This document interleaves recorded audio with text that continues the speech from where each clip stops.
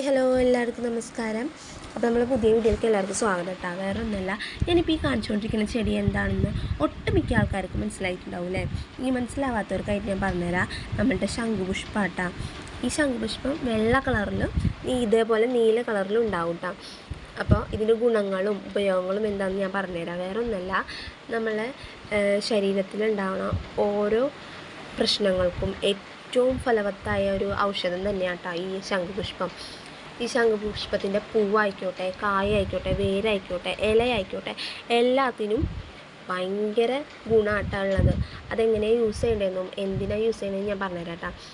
ഇത് കൂടുതലും നമ്മൾ യൂസ് ചെയ്യുന്നത് നേരം വെളുക്കുമ്പോൾ അറ്റ വയറ്റിൽ കുടിക്കുന്നത് ഏറ്റവും നല്ലതായിരിക്കും കേട്ടോ.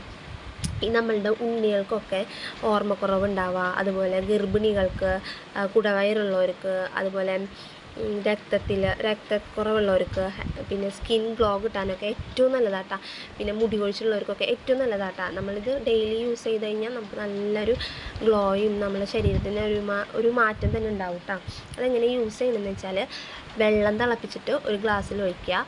അതിലേക്ക് 5 പൂക്കൾ നമ്മൾ പിച്ചിയോ ഞരണ്ടിയോ ഒക്കെ ഇട്ടിട്ട് ആ വെള്ളം കുടിക്കുന്നത് ഏറ്റവും നല്ലതാട്ടോ. അപ്പോൾ ഒന്ന് ട്രൈ ചെയ്തിട്ട് എല്ലാവരും ഒന്ന് പറയണേ.